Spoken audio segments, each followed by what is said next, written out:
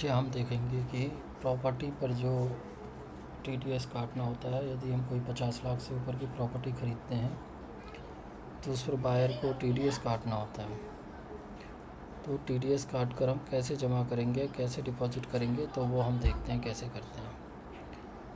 तो यहाँ हम अपना जो है अपने इनकम टैक्स पर लॉगिन कर लेंगे। जो बायर का इनकम टैक्स का लॉगिन है वहाँ पर लॉगिन कर लेंगे और वहाँ से फिर हम जाएंगे ई फाइल पर।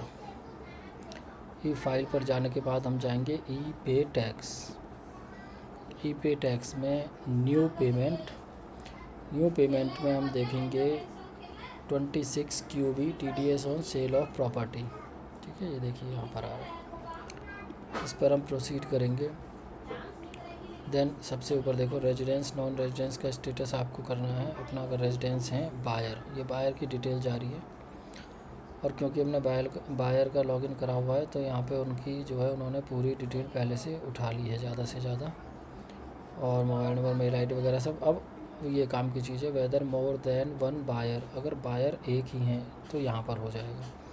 बायर 2 या 2 से ज़्यादा हैं तो अलग अलग फॉर्म भरा जाएगा। जितना इनका पार्ट है वो यहाँ पर भर जाएगा, फिर दूसरे आदमी का लॉगिन करेंगे फिर उनका भरा जाएगा।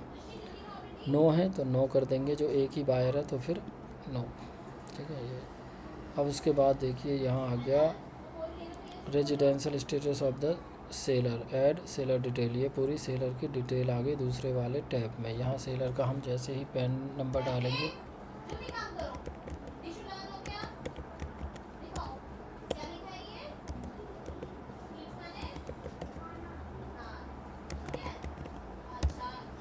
जैसे ही हमने पैन नंबर डाला यहाँ पे वो ऑटोमेटिक पूरी डिटेल जो है वहाँ उठा लेगा। एड्रेस आप डाल देंगे। ठीक है, एड्रेस आप डाल देंगे कुछ भी, और उसके बाद एक पैन डाल देंगे और जो भी है वहाँ पर मतलब आप फिल कर देंगे यहाँ पर कुछ भी अपना जो भी उनकी डिटेल है।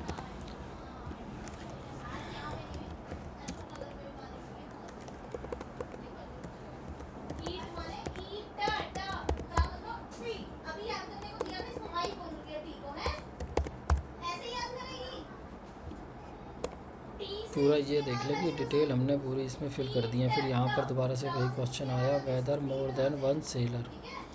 अगर सेलर एक ही है तो ठीक है, अदरवाइज़ 2 हैं तो ये 2 या 2 से ज़्यादा है तो यस करके, और जितने भी सेलर हैं उनके लिए अलग अलग फॉर्म भरेंगे। अगर इसमें हम यस भी करते हैं तो एक ही सेलर की डिटेल डालेंगे, उसके बाद दूसरे वाला फॉर्म भरेंगे उसमें दूसरे सेलर की डिटेल डालेंगे। अगर एक ही हैं तो नो करके आगे बढ़ जाएंगे। यहाँ पर जो है ये पूरी जो आ गया tab add property transfer detail, property की पूरी डिटेल आएगी। खाली ज़मीन है लैंड डालेंगे, कोई अपार्टमेंट है, शॉप है, फ्लैट है तो बिल्डिंग चूज़ करेंगे। उसके बाद प्रॉपर वहाँ का जो है एड्रेस हम डालेंगे पूरा पिन कोड सहित।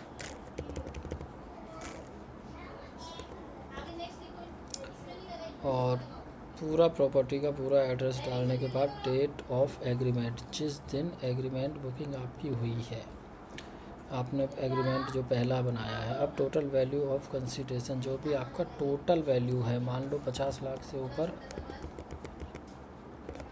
51 लाख रुपए की है या उससे ऊपर जो भी आपकी प्रॉपर्टी है, पूरी प्रॉपर्टी की वैल्यू डालेंगे। यहाँ पर डालेंगे जिस तारीख को आपने पेमेंट की है। तो पेमेंट आप ये देखें कि जब आपका TDS कटना है पेमेंट उसी दिन या उसी के एक आध दिन आगे पीछे का होता है। आगे का तो इसमें आएगा नहीं देखो, या उसी दिन का हो तो वो नियम यही है। अब पेमेंट टाइप इंस्टॉलमेंट, अगर अलग अलग पेमेंट हुई है, लमसम अगर एक बार में हो गई है, अगर लमसम में हुई है तो ये भरा जाएगा। Stamp duty higher than sale condition, अगर सेल कम की हुई है, स्टाम्प वैल्यू उसकी ज़्यादा है तो यस करेंगे, अगर दोनों चीज़ बराबर है तो नो करेंगे, और नॉर्मली दोनों बराबर ही होते हैं। अमाउंट पेड क्रेडिट करंटली, अब ये वो अमाउंट आएगा जो अमाउंट आपने इनको पे किया है। अगर 2 सेलर हैं तो जो इनका वाला पार्ट है, अगर इनको आधा करा है तो इनका आएगा, अगर एक ही है तो पूरा आएगा। यहाँ पे हमारा एक ही सेलर है तो पूरा आ जाएगा।